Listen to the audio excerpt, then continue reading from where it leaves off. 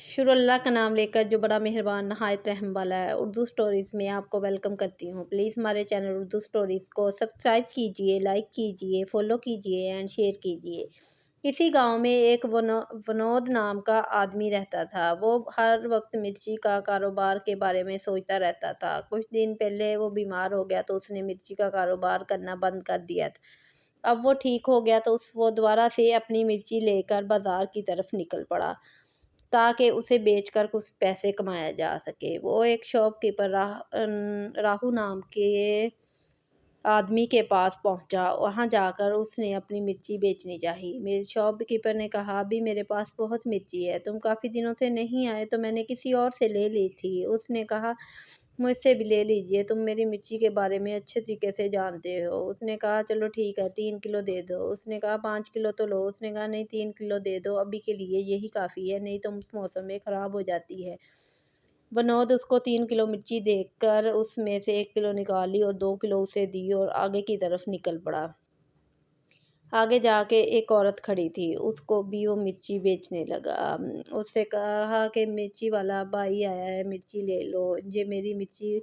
अच्छा, कहती तुम मिर्ची वाले हो, तुम्हारा नाम तो बहुत सुना है। चलो ठीक है, मुझे भी 2 किलो मिर्ची दे दो, मेरी बेटी की शादी है। उसने कहा, चलो 3 किलो ले लो, तुम्हारे आगे भी काम आ जाएगी। उसने कहा, नहीं, 2 किलो ही काफ़ी होगी। वो 2 किलो के बजाय 1 किलो उसे तोलकर 2 किलो के पैसे लेकर आगे चल दिया। औरत को मिर्ची बहुत कम लग रही थी। वो एक सब्ज़ी वाले के पास लेकर उस मिर्ची को गई। उसने कहा, प्लीज़ भाई जी, इस मिर्ची को तो तोल दीजिए ताकि मुझे पता चल सके ये पूरी है कि नहीं। जब मिर्ची वाले ने मिर्ची तोली तो वो मिर्ची 1 किलो से भी कम थी। विनोद आगे भी इसी तरह जाकर लोगों को मिर्चियाँ बेचता रहा। किसी और आदमी को भी मिर्ची बेची, वो भी कम थी। इसी तरह सब लोगों को मिर्ची बेचे जा रहा था, लेकिन कम दे रहा था।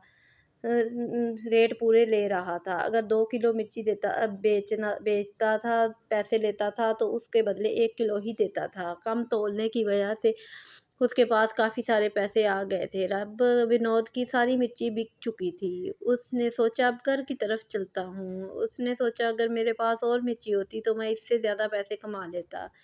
जैसे ही वो घर पहुंचा, उसने अपनी बेटी से कहा, पानी ला कर दो। उसकी बेटी ने पानी ला कर दिया। जैसे ही पानी विनोद ने पिया तो उसका मुंह जलने लगा।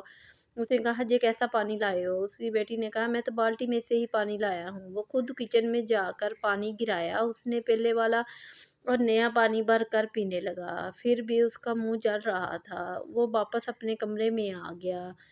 उसने कहा, चलो कुछ देर आराम कर लेता हूँ। लेकिन जैसे ही वो बिस्तर पर सोने के लिए लेटा तो उसके ऊपर फिर मिर्ची ऐसे लग रहा था किसी ने मल दी हो। वो उठा और उठकर उसने चादर झाड़ना शुरू कर दी।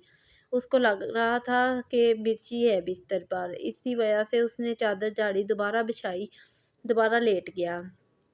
लेकिन उसको फिर भी मिर्ची लड़ी जा रही थी। वो सोच रहा था, ये क्या हो रहा है मेरे साथ? मुझे तो हर वक्त मिर्ची मिर्ची महसूस हो रही है। ऐसा लग रहा है कि सारे जिस्म में मिर्ची दौड़ रही है और हर तरफ मिर्ची ही मिर्ची बिखरी हुई है।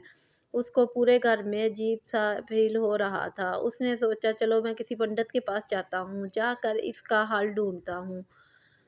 वो घर से निकला और मंदिर की तरफ रवाना हो गया। वो जब मंदिर पहुंचा तो उसने पंडित से कहा, पंडित साहब, पता नहीं क्या बात है कि मेरे पूरे जिस्म पर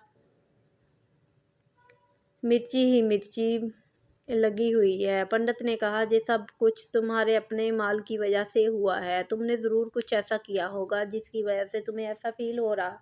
उसने कहा, नहीं, मैंने तो ऐसा कुछ नहीं किया। पंडित ने कहा, नहीं, तुमने ज़रूर कुछ किया है। तुम अपने का माल कम तोलते होगे या लोगों से ज़्यादा पैसे लेते हो गए, जिसकी वजह से ये सब कुछ हो रहा है। उसने कहा, हाँ, ऐसा ही है। पंडित ने कहा, अगर तुम माफ़ी मांग लोगे, लोगों को उनका माल वापस कर दोगे तो ये सब ठीक हो जाएगा।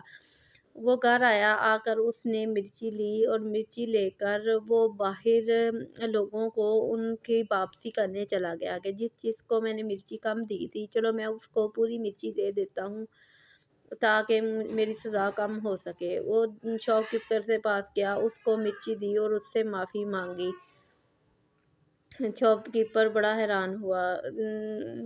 फिर वो औरत के पास गया और उसको ढूँढने लगा। उसको एक फ्रूट वाले के पास वो औरत खड़ी नज़र आ गई। उसने उसको मिर्ची दी और कहा, पहचाना? उसने कहा, तुम्हें झूठे को कौन नहीं पहचान सकता, तुम जैसे बेईमान को मैं कैसे भूल सकती हूँ। उसको मिर्ची दी, माफ़ी मांगी तो उसकी जलन कम हो गई। आगे भी ऐसे ही जाकर वो लोगों से माफ़ी सबसे मांगी और घर आकर अपनी बेटी को पूरा किस्सा सुनाया कि किस तरह उसके साथ जैसा मामला हुआ है उसे भी झूठ और बुराई से मना करने को